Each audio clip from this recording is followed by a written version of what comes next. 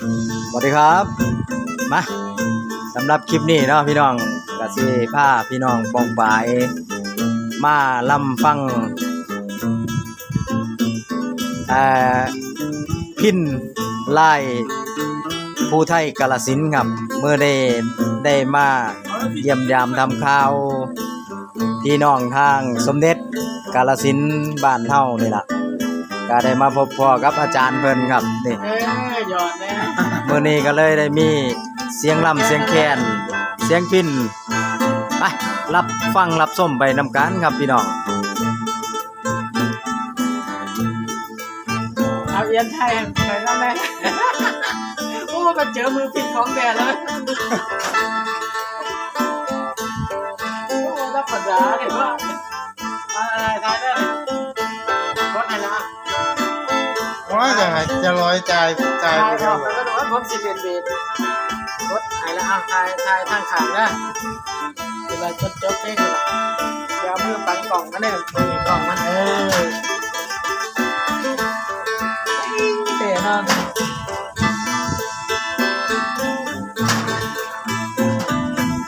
ทำนองกาฬสินธุ์พี่น้องเอ้ย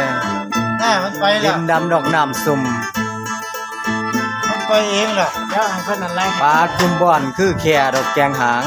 จักกระจันห้องคือขางดอกไม้ลั่นพี่น้องมันไปเองแหละนี่ครับอันนี้ก็อาจารย์เพิ่นได้ขึ้นมาจากทีมงานเพิ่นไปร่วมงานอยู่กับ10 ปีแล้วครับก็ได้มาเล่นร่วมกับอาจารย์นะครับวันนี้เป็นนิมิตที่ดีมากๆนะครับได้มารวมกันอีกครั้งนึงครับหลังจากลงเวทีให้จากกันสมัยนั้นก็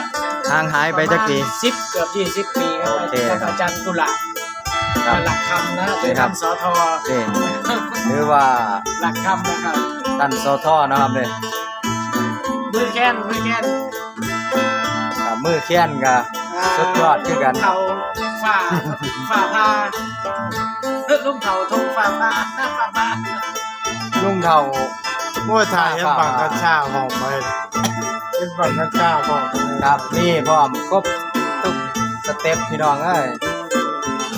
รับส้มรับฟังไปนำกันครับบังชาจังโจนี่มัดทั้งโรงเรียนบ่าวบ้านเฮาไอ้รับส้มไปนำกันครับ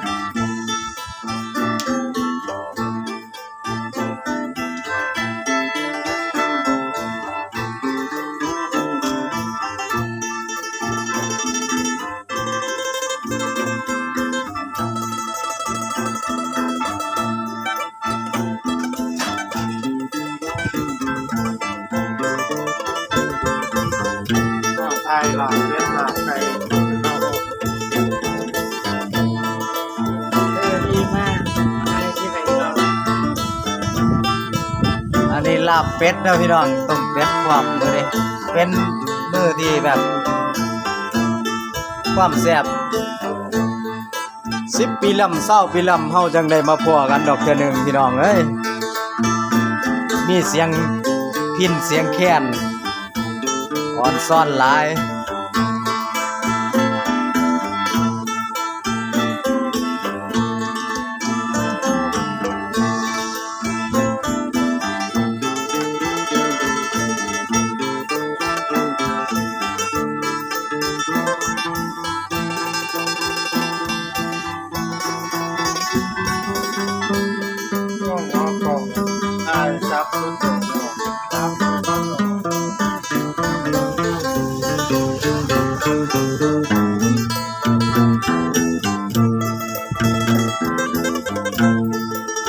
พ่อเมียโทรมาถามรู้แล้วเนี่ย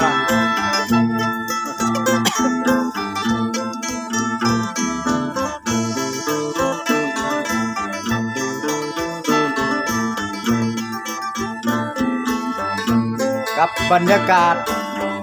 ค่ำยามมื้อแลงกินลาบเป็ดยิ้มแล้วก็ฟังเสียงพิณไล่ผู้ไทยกาฬสินธุ์ไปนำกันพี่น้องอ่อนซ่อนแห้งอ่อนซ่อนหลายบ้านเฮาสุกได้แล้วสิมาซ้ำกับบ้านเฮาเนาะ จับใส่หม้อแก๊สจับใส่บังกัญชาเราเลยครับผมก็จะวางยังต่างกันผมก็เดี๋ยว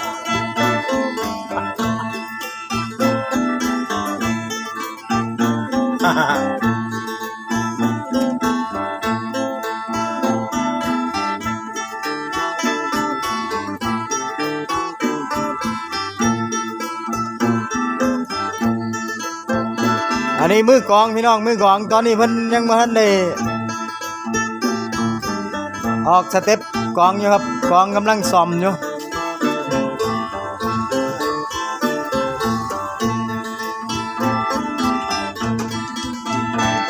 แหมมันเหมือนกระจายมีการต้ม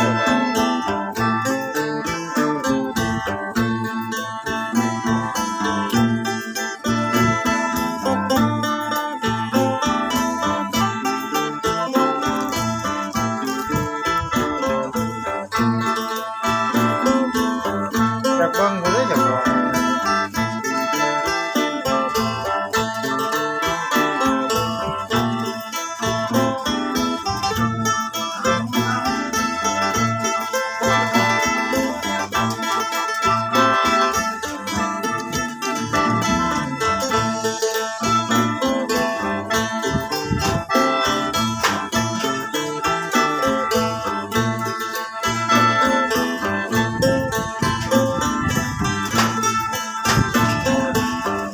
เล่นเยอะไปเลย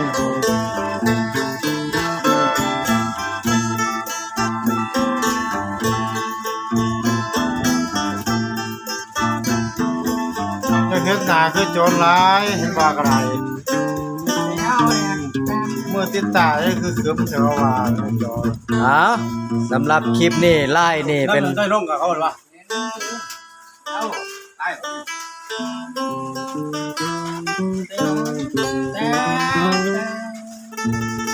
ครับผมโอ้ขอบคุณหลายๆนะครับสำหรับคลิปนี้เนาะพี่น้องเนาะ เกือบ20 ปีครับที่บ่ได้ร่วมกับอาจารย์ที่เพิ่นอาจารย์กุหลาบนะรักคำ ครับผม หรือว่าท่านสทนะครับที่หลังจากลงจากเวทีกันสมัยนั้นนะครับก็บ่ได้มาได้แจมกันจังซี่มื้อนี้เป็นนิมิตที่ดีอีหลีครับมายามกันต่อกับจังหวัดโจโจเนาะบัดนี้เนาะเมื่อกี้เป็นภาษาผู้ใต้ชาวอีสานเฮาเนาะครับผม สำหรับคลิปนี้ก็ รีบไปก่อนครับผม ขอจบไว้เพียงเท่านี้นะพี่น้องเด้อ คลิปใหม่ครับ ขอบคุณครับ โอ้